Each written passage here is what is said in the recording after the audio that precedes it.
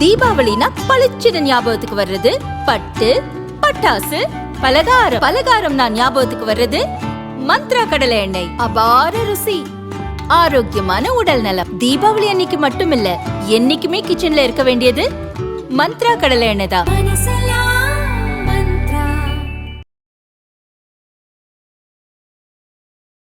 இதில் என்ன ஒரே ஒரு பிரச்சனை விஜய்க்கு வந்து தார்மீக ரீதியில் என்னன்னால், இது பாஜக பண்ணுது, திமுக பண்ணுது, யாரோ பண்ணுறாங்க, இதெல்லாம் தாண்டி கையில் சென்சார் சர்டிஃபிகேட் வந்ததுக்கப்புறம் தான் ரிலீஸ் டேட்டும் தேட்டரும் ஃபிக்ஸ் பண்ணுறது வழக்கம்.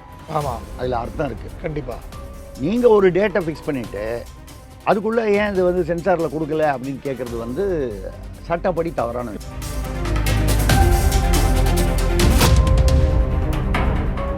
நரேந்திர மோடி தைரியம் இருந்தால் விஜயுடன் அரசியல் ரீதியாக நேருக்கு நேராக மோத வேண்டும். ஐயா, கரூரில் அவர் என்ன பண்ணாருன்றது நாளைக்கு என்கொயரிக்கு போனோம் திங்கக்கிழமை. அப்படி இருக்கும்போது அவருடைய அரசியல் ரீதியாக அவருக்கு அவ்வளவு திறமை இருக்கிறதா என்பது வந்து இதை விட ஒரு சிறந்த ஜோக்கு இருக்க முடியாது.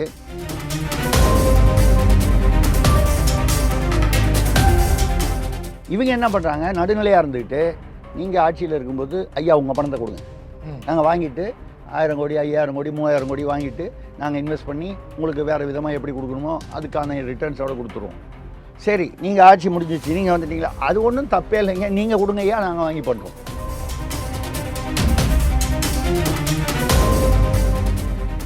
எனக்கு ஒரு சில மாதங்களுக்கு முன்னாலேயே ஒரு தகவல் வந்தது. 3500 கோடியோ அந்த ரேஞ்சில் 5000 கோடி வரைக்கும் தமிழ்நாட்டின் ஒரு முக்கியமான குடும்பத்தோடைய மாப்பிள்ளை வந்து பணம் போட்டிருக்காரு.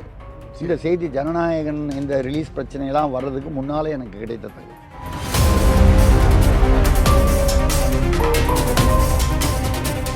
தினமலர்களுக்கு வணக்கம். பல்வேறு அரசியல், பொருளாதார, சமுதாய பிரச்சனை அரசு கூட இந்த நிகழ்ச்சி. இன்று நம்மிடையே மூத்த பத்திரிகையாளர் திருசக்தி சுந்தராமன் வந்திருக்கிறார். வணக்கம் சார். வணக்கம், சொல்லுங்கள் சார். இப்போ பார்த்தீங்கன்னா பலருக்கு பொங்கலே கொண்டாட முடியாத சூழ்நிலை அப்படின்னு சொல்லப்படுது. என்னென்னு பார்த்தீங்கன்னா, ஜனநாயகன் படம் ரிலீஸ் ஆகலைங்க. இன்றைக்கி 9ஆம் ரிலீஸ் ஆக வேண்டிய சூழ்நிலையில் சென்சார் சர்டிஃபிகேட் கொடுப்பதில் பல்வேறு பிரச்சனை இருக்குது அப்படின்னு சொல்லப்பட்ட இது. இன்றைக்கி நீதிமன்றத்தில் என்ன சொல்லியிருக்காங்க, யூஏ சர்டிஃபிகேட்டோட சான்றிதழோடு வெளியிடலான்னு சொல்லியிருக்காங்க. இருந்தாலும் சென்சார் போர்டு வந்து மேல்முறையீட்டுக்கு போயிருக்காங்க. இதில் வந்து பல்வேறு விஷயங்கள் பேசப்படுது. அனைத்து கட்சிகளும் பல்வேறு யூகங்கள் பேசுகிறாங்க. காங்கிரஸ் என்ன சொல்கிறாங்க, இது வந்து பிஜேபியோட சதி அப்படின்றாங்க. சில பேர் என்ன சொல்கிறாங்க, இது திமுகவின் சதி அப்படின்றாங்க. இது யாரோட சதி சார்? முதல்ல வந்து நம்ம வந்து என்ன பார்க்குறோன்னா, பொங்கலுக்கு ஜனநாயகன் வரும்னு எதிர்பார்த்தது போக ஜனநாயகனுக்கே பொங்கல் வச்சுட்டாங்க. இப்போ யார் வச்சாங்கன்றது இப்போ நீங்கள் கேட்குறீங்க, ஆனால் யாரோ பொங்கல் வச்சுட்டாங்க. பாருங்கள், ஜனநாயகத்துடைய தொண்டையை நெருக்கியதாக பாருங்கள், எனக்கே பாருங்கள் பேச முடியல. சரி, சீரியஸான விஷயத்துக்கு வருவோம். இப்போ மேல்முறையீட்டு வந்து சீஃப் ஜஸ்டிஸ் கிட்ட மெட்ராஸ் ஹைகோர்ட்டில் மென்ஷன் பண்ணிட்டாங்க, மனு தாக்கல் பண்ணுங்கன்னு சொல்லிட்டாங்க. அதாவது சென்சார் போர்டு வந்து நீங்கள் ஏற்கனவே அதில் எல்லாம் இருந்திருக்கீங்க. சேர்மன் ஆஃப் சென்சார் போர்டு வந்து கையெழுத்து போட்டால் தான் சிபிஎஃப்சியுடைய சென்னை வந்து ரிலீஸ் பண்ண முடியும். ஆமாம், திரு பாரமுரளி ஐஏஎஸ் அவர்கள் கையெழுத்து போடணும். இப்போ அவர் கையெழுத்து போடுறதுக்கு வாய்ப்பு இல்லை. ஏன்னு கேட்டால் மேல்முறையீடு போயிட்டாங்க. மேல்முறையீடு போய் மென்ஷன் பண்ணிட்டாங்க, மனு தாக்கல் பண்ணுங்கன்னு சொன்னாங்க. சப்போஸ் மத்தியானமே இன்றைக்கி விசாரித்து மறுபடியும் அவங்க வந்து ரிலீஸ் பண்ணுங்கன்னு சொன்னாலும் உச்சநீதிமன்றத்துக்கு இவ்வளோ ரெடியாக இருக்கிறவங்க யாராக இருந்தாலும் சென்சார் போர்டு வந்து உச்சநீதிமன்றத்துக்கு போகும். இவர்கள் ஏன் இந்த படத்தில் வந்து பண்ணுறாங்க அப்படின்னு சொன்னால், ஒரு 2-3 விஷயம். இது வந்து பகவந்த் கேசரிங்கிற ஒரு கன்னட படத்தில் 80% ரீமேக்கு, அப்புறம் ஒரு 20% லீஜெண்டுன்னு ஏதோ ஒரு தெலுங்கு படத்தில் கடைசியில் கிளைமேக்ஸில் வந்து ஒரு அசிஸ்டன்ட் கமிஷனர் வந்து எல்லா அரசியல்வாதிகளையும், ஆளுங்கட்சி அரசியல்வாதி எல்லாரையும் வந்து தரையில், எம்எல்ஏன்னு வச்சுங்களேன் உதாரணமாக, எம்எல்ஏ அமைச்சர் எல்லாரையும் தரையில் கட்டி போட்டு எல்லாரும் வெள்ளை வேட்டி வெள்ளை சட்டை அப்படின்னா என்னன்னு புரியும். ஆமாம், அரசியல்வாதிகளோட யூனிஃபார்ம். ஆமாம், எம்ஜிஆர் அந்த நான் ஆணையிட்டால் அந்த பாட்டு, அந்த அந்த அந்த இதை போட்டு அதுலேருந்து சாட்டையை வாங்கி சவுக்கை வாங்கி அவரே பாடுறாரு விஜய் குரல்லையே, நான் ஆணையிட்டால் அது நடந்து விட்டால்னு முணுமுணுத்துக்கிட்டு அடிக்கிறார். அது சினிமாத்தனமான ஒரு விஷயந்தான். இப்போ ஒரு ஆள் 50 பேர் அடிக்கிற மாதிரி அடிக்கிறாரு. விஜய் விமான நிலையத்தில் வந்து இறங்கும்போது 4 கமாண்டோ தூக்கி அவரை வந்து உள்ளே தூக்கி வண்டியில் எரிய வேண்டியிருக்கு. அதாவது ரியல் ஹீரோக்கும் ரீல் ஹீரோக்கும் உள்ள வித்தியாசம் அது. இது அவருக்கு மட்டும் இல்லை, இது எல்லாருக்கும் பொருந்தும். அது அந்த வகையில் இப்போ வந்து என்னை பொறுத்த வரைக்கும் உச்சநீதிமன்றம் வரைக்கும் போகிறதுனால இன்னைக்கு ரிலீஸ் ஆவதற்கான வாய்ப்புகள் மிக குறைவு அப்படின்னு நினைக்கிறேன். ம். சரி, இது வந்து இதுக்கு தாண்டி ஒரு 3-4 நாளில் ஒரு உயர்நீதிமன்ற பெஞ்சு விசாரிக்கணும்னா திங்கட்கிழமை தான் ஒரு நாள் தான் ஒர்க்கிங் டே. ம். அதுக்கப்புறம் உங்களுக்கு பொங்கல் ஹாலிடேஸ். வந்துருது. ஆமா. இதே மாதிரி தான் உச்சநீதிமன்றத்தில் பொங்கல் ஹாலிடேஸ்னு வராது, மகர சங்கராந்திக்காக சங்கராந்தி, 2-3 நாள் லீவ் வரும். ம். ஸோ இதெல்லாம் தாண்டி அது வரணும். அதுக்குள்ளே இங்கே தேட்டருக்கு கிட்டத்தட்ட 650 தேட்டர் புக் பண்ணியிருக்காங்க. இந்த 650 தேட்டரும் வந்து காலியாக எவ்வளோ நாள் வச்சிருக்க முடியுன்ற ஒரு யதார்த்தமான பிரச்சனை. ம். அவன் என்ன பண்ணுவான், ஆல்ரெடி 450 தேட்டர் கொடுத்துருக்கிற பராசக்திக்கு எக்ஸ்ட்ரா தேட்டர் கொடுப்பான். இல்லை ஏதோ 2 சின்ன படம் 2-3 ஏதோ வருது, ம். அதுக்கெலாம் அதுக்கெலாம் கொடுத்தா கூட 10-20 தேட்டருக்கு மேலே தாங்காது. அதெல்லாம் ஒரு 50 தேட்டர் மொத்தமாக. ஸோ அப்போது ஜனநாயகன் விஜய்க்கு இது வந்து நிச்சயமான ஒரு சிக்கல். சார், இப்போது நம்ம தணிக்கை குழு அதை பற்றி நம்ம பேசலான்னு நான் உறுப்பினர் முறையில் சொல்கிறேன். இப்போ தணிக்கை குழுனா ஒரு சினிமாவுக்கு வந்து 2 ஆண்கள் 2 பெண்கள் ஒரு ஆஃபீஸர், இது 5 பேர் கொண்டு தான் அந்த படத்தை தணிக்கை செய்வாங்க. அதில் வந்து 3 பேர் வந்து அப்ஜெக்ட் பண்ணாலே வந்து அதுக்கு ஒத்துக்க மாட்டாங்க. அந்த படத்துக்கு வேணால் அடுத்த செயல்பாடுகள் சொல்லுவாங்க. இப்போ இதில் என்ன படம் இந்த விஷயத்தில் என்ன சொல்கிறாங்கன்னா, இதில் வந்து இராணுவத்தை பற்றி அதிகமாக விமர்சிக்கப்பட்டிருக்கிறது. அதாவது என்னென்னா, அவர் வந்து இராணுவ மகளுக்காக வந்து அப்ளை பண்ணுறாரு. அந்த மகள் வந்து அந்த இராணுவத்தில் ரிஜெக்ட் பண்ணிடுறாங்க. அது என்ன ரிஜெக்ஷன் போய் பார்க்குறாரு. அங்கே வந்து என்னென்னா வழக்கம் போல் அதை வந்து கார்ப்பரேட் கம்பெனி வந்து இராணுவத்தை எடுத்து விட்டுது. அதில் வந்து அவங்க ரோபோவை உள்ள நுழைக்கிறாங்க. ஸோ கார்ப்பரேட்டுக்கும் விஜய்க்கும் சண்டை நடக்குது. சண்டை நடக்கும்போது அதில் வந்து விஜய் வெற்றி பெற்று மீண்டும் அந்த கார்ப்பரேட்லேருந்து அந்த இராணுவத்தை பெற்று மீண்டும் ரோபோவிலிருந்து பெற்று மனிதர்களும் கொடுக்குறாரு. இதுதான் ஒரு கதை அப்படின்னு சொல்லப்பட்டது. ஸோ இராணுவத்தை பற்றி பல்வேறு இது மாதிரி விஷயங்கள் அனுமதி வாங்கணும், அனுமதி வாங்காம பண்றாங்க. அமரன் படத்துக்குலாம் அனுமதி வாங்கி தான் கொடுத்தாங்க இல்லையா? அது வந்து வாங்கலைன்றது அந்த மாதிரி சில பிரச்சனைகள். ரெண்டாவது இப்போ எம்ஜிஆர் சொன்னேன் இல்லையா, நானாயிட்டால் அந்த ஸ்டில்லு அந்த இதெல்லாம் யூஸ் பண்ணுறதுக்கு அவங்க இவர் ரெட்டி காரு விஜயவாகினி அவங்ககிட்ட வாங்கணும் அப்ரூவல். நாகிரெட்டிகிட்ட ஆமாம், நாகிரெட்டி ஃபேமிலிகிட்ட அவங்க குடும்பத்தில் வாங்கணும். அது வாங்கலைன்னு சொல்கிறாங்க. இதெல்லாம் ஒரு பக்கம் இருக்க. நீங்கள் சொன்னீங்கல்ல சென்சார் போர்டு 1979 பத்திரிகையில் எழுத ஆரம்பித்த போது ஃபிலிமாலயாவில் சென்சார் போர்டை பற்றி ஒரு கம்ப்ளீட்டாக ஒரு முழு இதுவும் வந்து நான் ஒரு இதழே ஃபிலிமாலயா இதழே வெளியிட்டிருக்கோம். அங்கே என்ன பிரச்சனைகள் ப்ளஸ்ஸு மைனஸ்ஸு ரெண்டும். அதுக்கெலாம் அப்போல்லாம் கோர்ட் நோட்டீஸ்லாம் வந்து நம்ம அப்போவே பார்த்துட்டோம் 50 வருஷம் முன்னாலேயே. ரைட்டு. அதுக்கப்புறம் நான் சினிமா தயாரிப்பாளர், அப்போவும் நம்ம வந்து சென்சார் போர்டில் டீல் பண்ண வேண்டியது. என்னென்னா அப்ஜெக்ஷன் வந்ததுன்னா இதில் என்ன ஒரே ஒரு பிரச்சனை விஜய்க்கு வந்து தார்மீக ரீதியில் என்னன்னால், இது பாஜக பண்ணுது, திமுக பண்ணுது, யாரோ பண்ணுறாங்க, இதெல்லாம் தாண்டி கையில் சென்சார் சர்டிஃபிகேட் வந்ததுக்கப்புறம் தான் ரிலீஸ் டேட்டும் தேட்டரும் ஃபிக்ஸ் பண்ணுறது வழக்கம். ஆமாம், அதில் அர்த்தம் இருக்குது. கண்டிப்பாக நீங்கள் ஒரு டேட்டை ஃபிக்ஸ் பண்ணிவிட்டு அதுக்குள்ளே ஏன் இது வந்து சென்சாரில் கொடுக்கல அப்படின்னு கேட்குறது வந்து சட்டப்படி தவறான விஷயம். சார், இப்போது சென்சார் போர்டு வந்து கரெக்ஷன்ஸ் கொடுத்துருக்கோம்.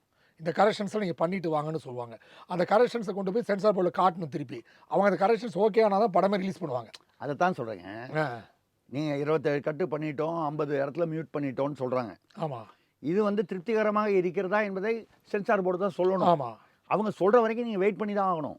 அதை வெயிட் பண்ணி அவங்கள கன்வின்ஸ் பண்ணியோ இல்லை அவங்க கன்வின்ஸ் ஆகியோ உங்களுக்கு சர்டிஃபிகேட் வந்ததுக்கப்புறம் தான் நீங்கள் ரிலீஸ் டேட்டை ஃபிக்ஸ் பண்ண முடியும். ஆமாம், தேட்டரை ஃபிக்ஸ் பண்ண முடியும். எனக்கு வந்து விஜய்னு சொன்னால் தேட்டர் கொடுத்துருவாங்க. அது வந்து சினிமாவில் தானே இருக்கும். அது சினிமாவில் நடக்கும். இப்போ அந்த மாதிரி இது ஒரு பக்கம் இருக்க. இதுக்கு பின்னால் வந்து இது வரைக்கும் யாரும் வராத சில தகவல்களை வந்து இப்போ நம்ம சொல்ல போகிறோம். இதுக்கு பாஜக பின்னால் இருக்கா, எதுக்காக இருக்கணும், அரசியல் ரீதியாக அழுத்தம் கொடுக்குதா, விஜய்க்கு அழுத்தம் கொடுத்ததுனால என்ன கூட்டணிக்கு கூப்பிட்றாங்களா? ஏன்னா இப்போ பார்த்தீங்கன்னா எங்கள் அப்பா குதிரைக்குள்ள இல்லைன்னு பிரவீன் சக்கரவர்த்தி காங்கிரஸ்லேருந்து பிரதமர் வந்து விஜயுடன் நேருக்கு நேராக மோத வேண்டும் அரசியலில். நேற்றுக்கு வந்தார் ஏன் அரசியலில். அவர் நரேந்திர மோடி எவ்வளோ வருஷமாக இருக்காரு.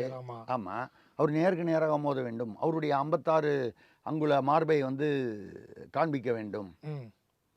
மாணிக் தாக்கூர் வேற, ஜோதிமணி எல்லாருமே எதிர்ப்பு தெரிவித்து கருத்துக்கள் தெரிவிக்கிறாங்க. ஆமாம், இது வந்து காங்கிரஸ் தாவேக கூட்டணி வரணுங்கிறதுக்காக அந்த ஆர்வத்தில் அவங்க வந்து கொண்டு போகிறாங்க. இது அது சரி, நம்ம புரிஞ்சுக்கொள்ள முடியுது. அதை விட்டுருவோம், நம்ம அந்த ஜோக்கை விட்டுருவோம். அதாவது நரேந்திர மோடி தைரியம் இருந்தால் விஜயுடன் அரசியல் ரீதியாக நேருக்கு நேராக மோத வேண்டும். ஐயா, கரூரில் அவர் என்ன பண்ணாருன்றது நாளைக்கு என்கொயரிக்கு போனோம் திங்கக்கிழமை. அப்படி இருக்கும்போது அவருடைய அரசியல் ரீதியாக அவருக்கு அவ்வளவு திறமை இருக்கிறதா என்பது வந்து இதை விட ஒரு சிறந்த ஜோக்கு இருக்க முடியாது. நம்ம ஒரு முக்கியமான விஷயத்துக்குள்ளே போகிறோம். இதில் வந்து என்ன சொல்கிறாங்கன்னா, இதில் சென்சார் போர்டு வந்து சட்ட ரீதியான ஒரு சிக்கல். அந்த சிக்கலுக்கு வந்து யார் காரணம் என்பதை விட என்ன காரணம்ன்றது நீங்களே சொல்லிட்டீங்க. இந்த இராணுவம் இந்த மாதிரி மேட்டர். ஆமாம். அது சிக்கல் தீர்ந்தால்தான் கொடுக்கப்படும். ம். ஒரு 4 நாளில் கூட வந்து ஏதோ ஒரு மேனேஜ் பண்ணி ரிவைசிங் கமிட்டி உடனடியாக பார்த்து இந்த பொங்கலை ஒட்டி இந்த லீவுக்குள்ளேயே கூட கொடுத்துடலாம். ம். இல்லை ஒரு 15 நாள் தள்ளி போகலாம். இப்படி தள்ளி போனதுனால வந்து விஜய் ரசிகர்கள் வந்து பார்க்காமையே போயிடுவாங்களா? ஆனால் ஒரே ஒரு பிரச்சனை என்ன இருக்குன்னா, வேறு சில நாடுகளில் வெளியாயிடுச்சுன்னா யூடியூப்பில் வந்துடும். இல்லை, மலேசியாவில் இப்போ தேதியை ஒத்தி வச்சுட்டாங்க. இந்த டிக்கெட்ஸ்லாம் திருப்பி கொடுத்தாங்க, பணத்தை இல்லை, சொல்ல. அதாவது மலேசியாவில் ஒத்துட்டாங்க, பிரிட்டனில் ஒத்துட்டாங்க. ஆனால் 24 நாடுகளில் வந்து அவர் வந்து ஃபாரின் ரைட்ஸ் கொடுத்துருக்காரு. ஏதாவது ஒரு நாட்டில் ஒரு ஷோ நடந்தால் கூட இந்த யூடியூப்பில் வந்துடும். இந்த பிளாக்ல இந்த தமிழ் ராக்கர்ஸ் இந்த மாதிரி அப்படி வந்ததுன்னா படத்துடைய இது அடிபடும். 500 கோடி அங்கே தான் வர்றேன். 500 கோடி பட்ஜெட்டுன்னு சொல்கிறாங்க. இவருக்கு 225 கோடினாங்க. இருக்கலாம். அதெல்லாம் யாரும் வந்து ஒயிட்டில் 225 கோடி வாங்க போகிறது இல்லை. இப்போ மட்டும் எந்த கதாநாயகனுமே சொல்கிறேன். இதுக்கு பின்னால் இருக்கிற கேவிஎன் ப்ரொடக்ஷன்ஸ், அதுவும் ஒரு காரணம். இப்போ கொஞ்ச நாளைக்கு முன்னால் நம்ம வந்து இது பார்த்தோம். தமிழ்நாட்டில் வந்து ஒரு உதாரணத்துக்காக சொல்கிறேன். ஆகாஷ் பாஸ்கரன் என்பவர் ஒரே சமயத்தில் ஒரு 3-4 வருஷத்துக்கு முன்னால் அவர் வந்து சாதாரண நடுத்தர மிடில் கிளாஸாக இருந்தார். அதுக்கப்புறம் இட்லி கடையிலேருந்து ஒரு 5 மாஸ் ஹீரோ படம் வாங்கி கிட்டத்தட்ட 1000 கோடிக்கு வந்து 2-3 வருஷத்துக்கு அவருக்கு 1000 கோடி பணம் எங்கேருந்து வந்துச்சுன்னு சொல்லி அது இடி வரைக்கும் போய் இப்போ அது கேஸ் விசாரிப்பு வந்து இடைக்கால தடையில் இருக்குது. தடையில் தான் இருக்கே தவிர 4 வருஷத்துக்கு முன்னால் மிடில் கிளாஸாக இருந்த ஆகாஷ் பாஸ்கரனுக்கு 30 வயதுக்குள்ளே இருக்கக்கூடிய அந்த இளைஞருக்கு திடீரென்று 1000 கோடி பணம் எப்படி வந்தது அப்படிங்கிறதுக்கான பதில் இன்னும் வரல. அது வழக்கெல்லாம் இன்னும் டைம் ஆகும். இதே பிரச்சனை தான் அந்த கேவிஎன் ப்ரொடக்ஷன்ஸுக்கும். இந்த கேவிஎன் ப்ரொடக்ஷன்ஸ் வந்து கே வெங்கட் நாராயணா யாருன்னு கேட்டால் ப்ரெஸ்டீஜ் குரூப்புன்னு இப்போது தமிழ்நாட்டில் நீங்கள் கசகராண்டா, பாஷ்யம் செக்ஷன், அந்த மாதிரி பெரிய பெரிய பில்டர்ஸ் இருக்காங்க. ஜி ஸ்கொயர், ஐயா நான் உதாரணத்துக்காக சொன்னேன். இந்த மாதிரி பெரிய பெரிய பில்டர்ஸ் இருக்காங்க. அது மாதிரி வந்து பெங்களூரில் வந்து கிட்டத்தட்ட நம்பர் 1 ஆர் நம்பர் 2 இருக்கக்கூடிய ஒரு குரூப் தான் இந்த ப்ரெஸ்டீஜ் குரூப்பு. அது வந்து ஒரு இவர் ரசாக் சத்தார்னு ஒருத்தர் வந்து ஆரம்பத்தில் வந்து டெய்லரிங் கடை ஆரம்பித்து அதுலேருந்து வந்து அவர் 86 வந்து அவர் வந்து ப்ரெஸ்டீஜ் குரூப் ஆரம்பித்து அவரோட பையன்றவருக்கே வந்து இர்ஃபான் சத்தார்னு அவர் வந்து அவருக்கே 72 வயசு ஆயிடுச்சு.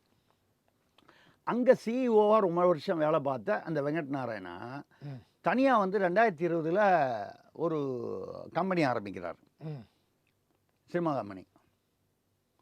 அவர் அங்கே எம்ப்ளாயி தான், சிஇஓனா ஏதோ ஒரு மேனேஜிங் டைரக்டர் மாதிரி அதுக்கு ஒரு பொசிஷன், ஆனால் ஓனர் இல்லை.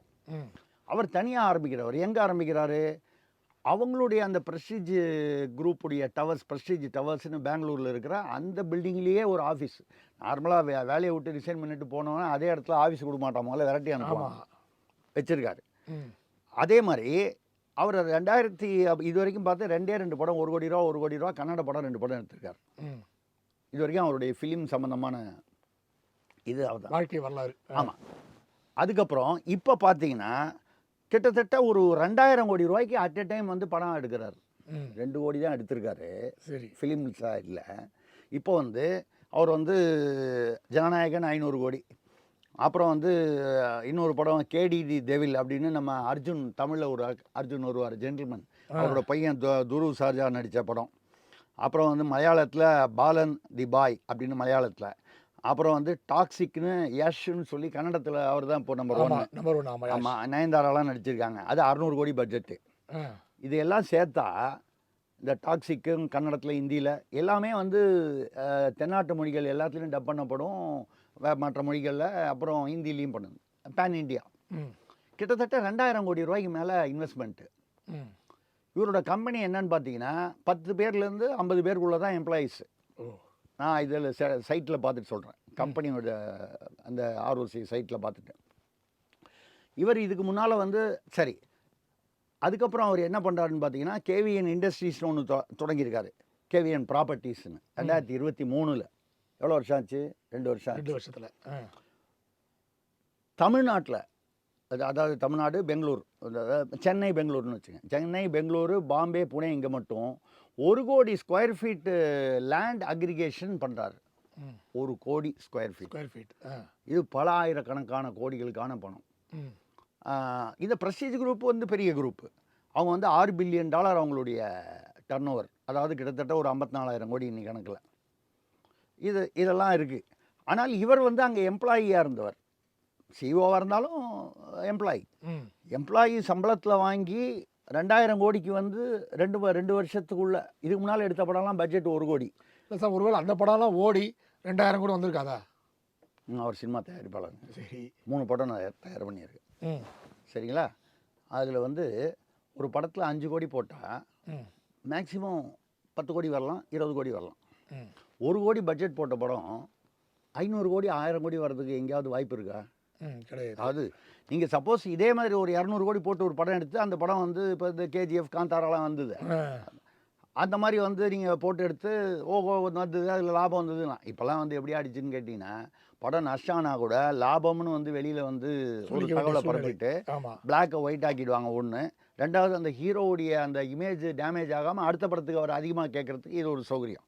இந்த கேவிஎன் ப்ராப்பர்ட்டிஸ் வந்து எங்கே நான் முக்கியமானது வரேன்னா இந்த கேவிஎன் அவர் கே வெங்கட்நாராயணா, கோணங்கி வெங்கட்நாராயணா என்பது அவருடைய பெயர். அவங்க ஒய்ஃப் நிஷா, அவங்க 2 பேரும் பார்ட்னராக இருக்கிற பார்ட்னர்ஷிப் ஃபேம்.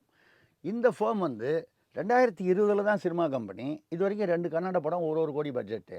திடீர்னு 2000 கோடிக்கு ஒரு 4 படம் இன்க்ளூடிங் ஜனநாயகன். ம் இது எப்படி? ம் ஆகாஷ் பாஸ்கரன்கள் வந்து எல்லா ஊர்லேயும் இருப்பாங்க அப்படின்னு இருக்கக்கூடிய ஒரு யூகம் எப்படி வந்ததுன்னு. அது மட்டும் இல்லாமல் இந்த ப்ராப்பர்ட்டி சைடில் பார்த்தீங்கன்னா 1 கோடி ஸ்கொயர் ஃபீட்டு அப்படின்றது மிகப்பெரிய இது. எனக்கு தெரிஞ்சு சென்னை செங்கல்பட்டு இந்த சுற்று வட்டாரங்களில் அவங்க ஒரு டீல் பேசிகிட்டு இருக்காங்க. ஒரு 600-700 ஏக்கரா. ம் அதாவது எல்லாமே பல ஆயிரம் கோடிகளில். புரியுது. இவருக்கு இந்த பின்னணி இருக்கிறதா என்று பார்த்தால் இவர் தனியாக வந்து சம்பளம் வாங்கிட்டு முதலாளியாக வந்து மேக்சிமம் வந்து அந்த சினிமா கம்பெனிக்கு வந்து 2-3 வருஷம் தான் ஆகுது. சினிமா கம்பெனிக்கு வந்து 4-5 வருஷம் தான் ஆகுது. 2 படம் தான் 1 கோடி பட்ஜெட்டில் எடுத்திருக்காரு. அந்த படம்லாம் வந்து சூப்பர் ஹிட்டாலாம் ஒன்றும் ஓடல. பை லவ் டுடேன்னு ஒரு படம், டு யூன்னு என்னமோ ஒரு படம், இன்னொரு படம் சாக்கேத்தன் என்னமோ ஒரு படம். ரெண்டுமே ஓடிச்சு. அதாவது அப்படியே வாரி சுருட்டு காந்தாரா மாதிரியே கேஜிஎஃப் மாதிரியே ஓடலை. அப்போ இவருக்கு எங்கேருந்து இந்த பணம் வந்தது? இப்போ நீங்கள் இதுக்கும் சென்சார் போர்டுக்கும் சம்மந்தம் நான் சொல்லலை. இது வேறு அது வேறு. ம் இந்த சென்சார் போர்டு ரூட்டுங்கிறது டெக்னிக்கல். ம் பட் இதுக்கு பின்னால் வேறு சில கேள்விகள் வருது. என்னென்னால் இல்லை ஒரு கால் இப்போ என்ன ஒரு சந்தேகம் வருது, விஜய் வழக்கமாக வந்து எல்லா ஹீரோவுமே பெரிய ஹீரோவுமே நான் சொல்கிறது அந்த காலத்துலேருந்தே அவங்க மேக்கப் மேன், அவங்க மேனேஜர், அவங்க டிரைவர் இவங்கள ப்ரொடியூசராக போட்டுருவாங்க. ஆமாம். போட்டு படம் எடுக்கிறதுன்றது எனக்கு தெரிஞ்சு நான் அந்த காலத்தில் டிவியில் மேடை நாடகத்தில் வாங்குங்க சில சமயத்தில் 1-2 சினிமாவில் கௌரவ தோட்டத்திலலாம் வரும். அந்த பீரியட்லேருந்தே இது வந்து சாதாரணம். ம் நமக்கு தெரிந்து நேரடியாக தெரிந்தே. அப்போ அந்த மாதிரி கூட விஜயுடைய பணம் தான் அப்படி போய் சுற்றி வருதா அப்படிங்கிற மாதிரி சில பேர் வந்து இப்போ வலைதளத்தில் யாரோ கூட பேசியிருக்காங்க. ஒரு யூடியூபர் ஊடகவியலாளர்லாம் பேசியிருக்காங்க. இருக்கலாம் அப்படின்னு. நமக்கு வந்து வந்த ஒரு தகவல், ஆச்சரியப்படுத்தும் தகவல் என்னென்னால் இந்த பிரஸ்டீஜ் குரூப் இருக்கு இல்லையா, ம் இந்த பிரஸ்டீஜ் குரூப் வந்து அந்த சத்தார் அந்த ஃபேமிலி இது, அதில் ஒன்றும் சந்தேகம் இல்லை. இப்போ நீங்கள் தமிழ்நாட்டில் பெரிய பெரிய ரியல் எஸ்டேட் குரூப்லாம் பார்த்தீங்கன்னா எந்த கட்சி ஆட்சியில் இருக்கோ அதில் உள்ள அரசியல்வாதிகள் எந்த பக்கத்தில் இருந்தும் அனுசரணையாக போயிடுவாங்க அவங்க கூட. அனுசரணையாக போகிறது இல்லை. அவங்க பணம் 1000 கோடி 2000 கோடின்னு அதில் இன்வெஸ்ட் பண்ணுவாங்க, ம் கொடுத்து வைப்பாங்க, புரியுது. யூஸ் பண்ணீங்கன்னு. ஆ நீங்கள் தமிழ்நாட்டில் இருக்கிற டாப் 10 ரியல் எஸ்டேட் எடுத்திங்கன்னா முன்னாலெல்லாம் எப்படி இருந்துச்சுன்னா இவர்கள் இந்த கட்சிக்கு ஆதரவானவர்கள், இவர்கள் இந்த கட்சிக்கு ஆதரவானவர்கள் இருந்துச்சு. இப்போ எப்படி ஆயிடுச்சுன்னா ஜனநாயகம் வந்துருச்சு. ம் இந்த ஜனநாயகம் வரல, நான் சொல்கிறது அதில் ஜனநாயகம் வந்துருச்சு. ம் இந்த குல்மால் பண்ணுறதுல ஜனநாயகம்.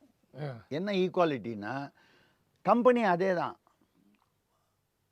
மாப்பிள்ளை அவர் தான், சட்டை என்னது அந்த மாதிரி ம் மாப்பிள்ளை மாறிடுது, ஆட்சி மாறுது.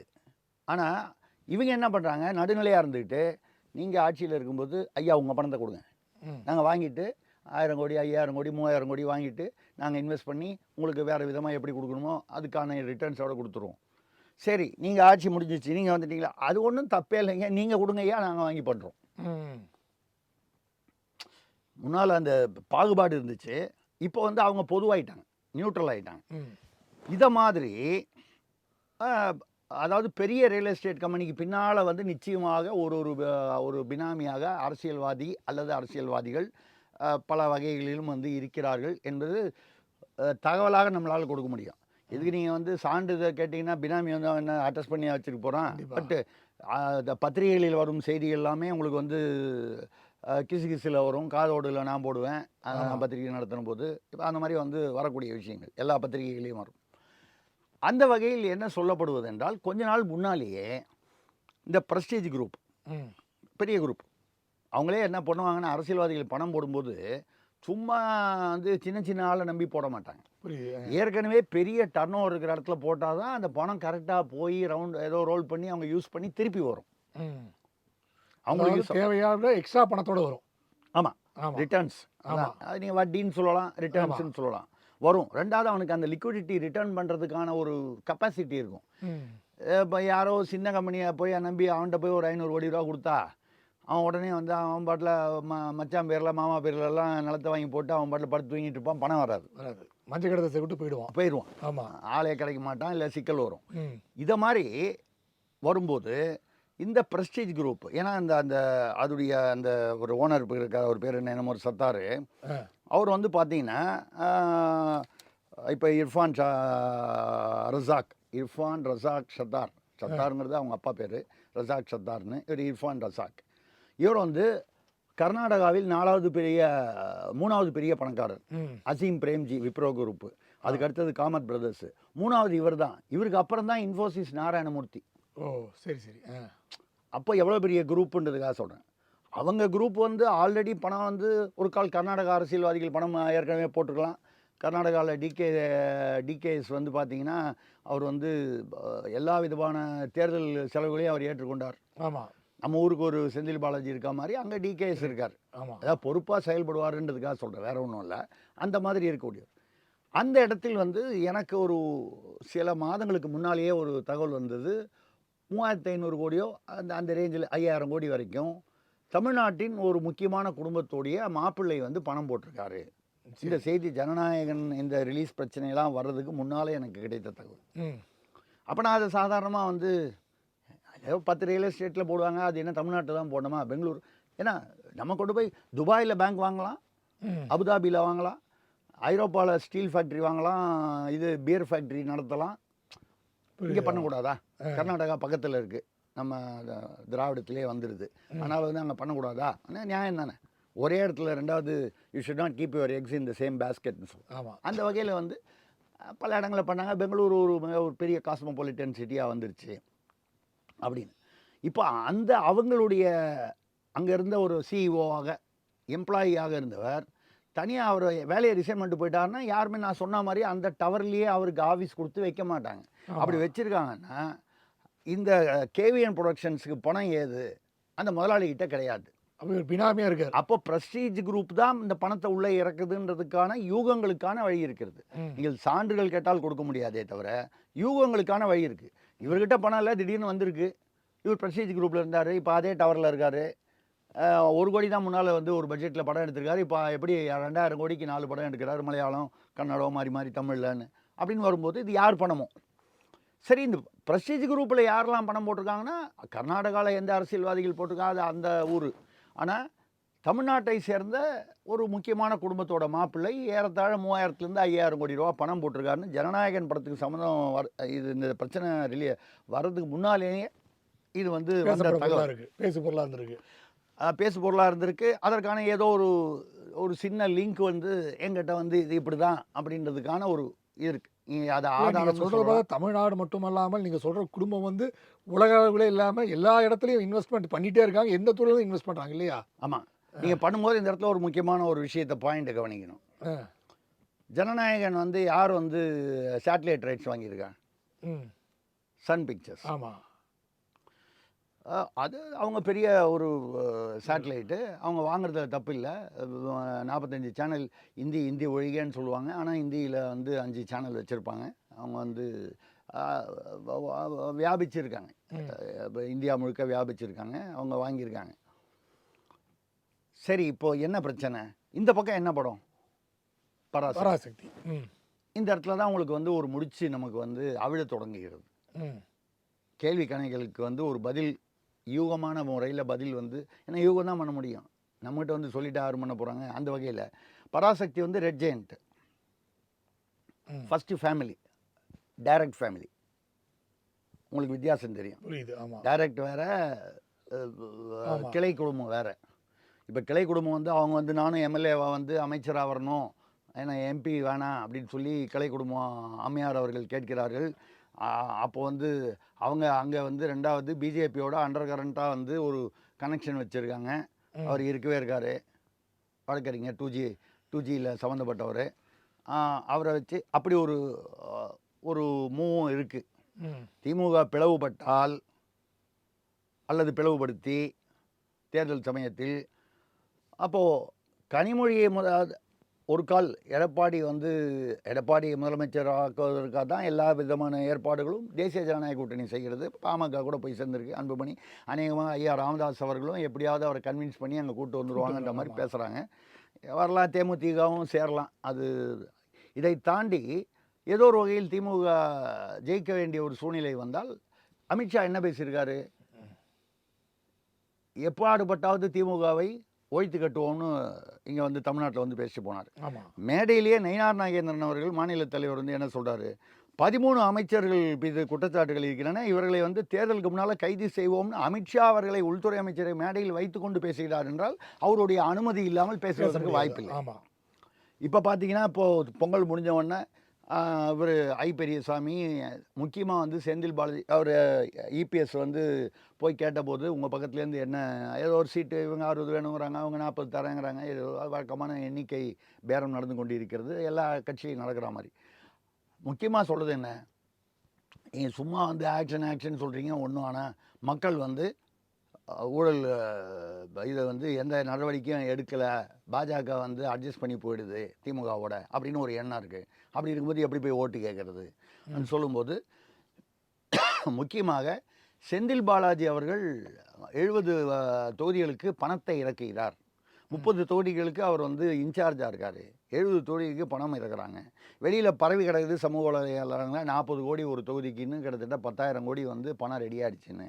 இதெல்லாம் வந்து இதுக்கான தரவுகளெல்லாம் கொண்டு போய் தான் எடப்பாடி வந்து அவர்கிட்ட கொடுத்து அமித்ஷா கிட்ட கொடுத்து பேசிட்டு வந்து இப்போது ஏற்கனவே வழக்குகள் இருக்குது. செந்தில் பாலாஜி மேலே இருக்குது, ஐபி மேலே இருக்குது, துரைமுருகன் பேரில் அந்த இடியிலேருந்து போட்டு இன்னும் பதில் போடல, ஜூலையில் போட்டதுக்கு என்ன ஆக்ஷன் எடுத்தீங்கன்னு இப்போ அதிமுக வழக்கறிஞர்கள்லாம் இப்போ கோர்ட்டுக்கு வரிசையாக அவர் இன்பதுரை போயிட்டார்.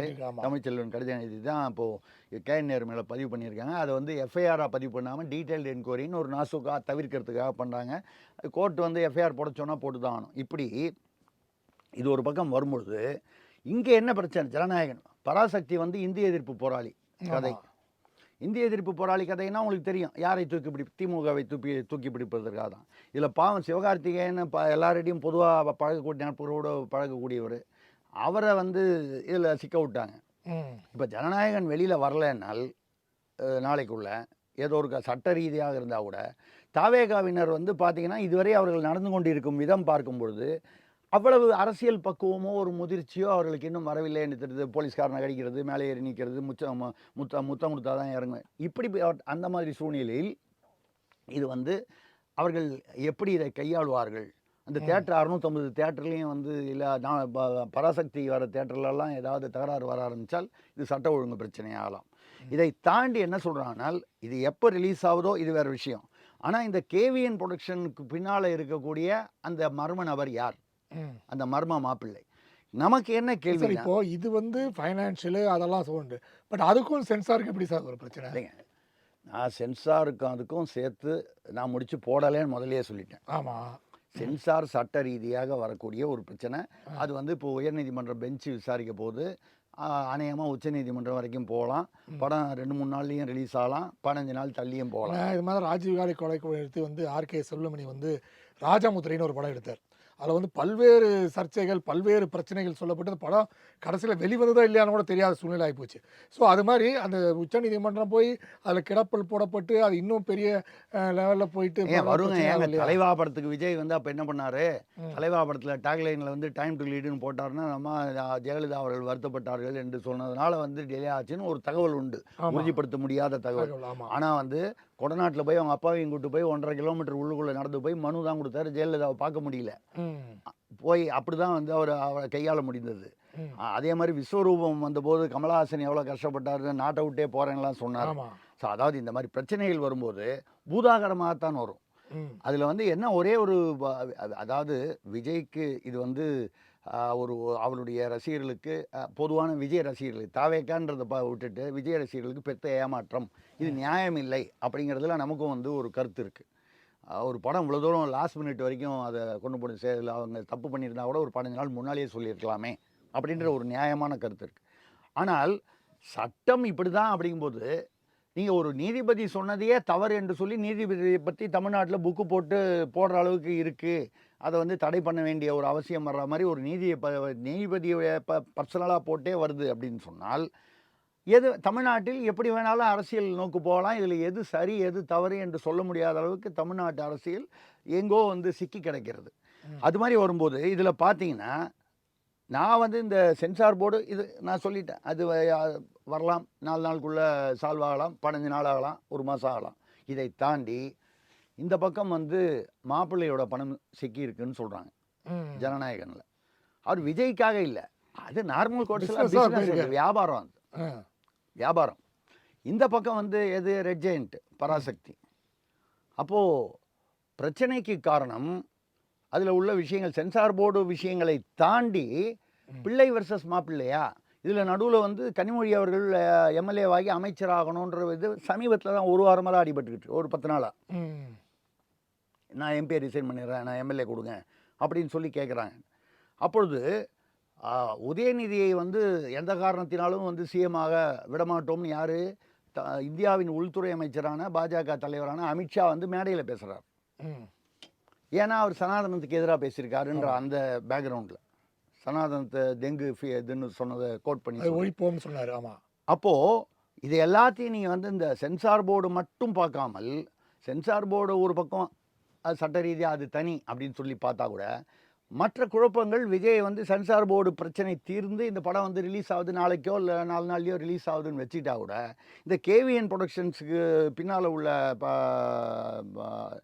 அந்த மர்ம நபர் யார், அதில் அவ்வளவு பணம் போட்டது யார், அவ்வளவு பணம் அவருக்கு எங்கேருந்து வந்தது இப்படின்னு வந்து மத்திய அதாவது சிபிஐயோ அந்த மாதிரி வந்து விசாரிப்பதற்கான வாய்ப்புகள் இருக்கின்றன. அதுதான் சொன்னேன், தமிழ்நாட்டில் பல தம்பிகள் வந்து இருக்கிறார்கள். இது தம்பி, இது எந்த ரூபத்து தம்பின்னு தெரில. இந்த பக்கமும் தம்பி இருக்கா மாதிரி, பிள்ளை சைடில் கொஞ்சம் தம்பிகள் இருக்கா மாதிரி, மாப்பிள்ளை சைடில் தம்பிகள் இருக்கக்கூடாதா? ஆமாம். தம்பி என்பது எல்லாருக்கும் பொதுவான விஷயம். யார் தம்பின்னு வேணால் மாறுபடலாமே தவிர பையன் சைடில் ஒரு 4 தம்பி இருக்கும்போது மாப்பிள்ளை சைடில் ஒரு 4 தம்பி ஏன் இருக்கக்கூடாது? அந்த தம்பி பெங்களூரில் ஏன் இருக்கக்கூடாது? இதுதான் நம்ம சொல்லக்கூடியது. கூட்டி கழித்து பாருங்கள், கணக்கு புரியும். கண்டிப்பாக சார். உங்கள் நேரத்தை ஒதுக்கி பேட்டி எழுதி மிக்க மகிழ்ச்சி. நன்றி சார். நன்றி, வணக்கம். நேரில் மீண்டும் அடுத்த நிகழ்ச்சியில் சந்திப்போம். அதுவரை நன்றி, வணக்கம்.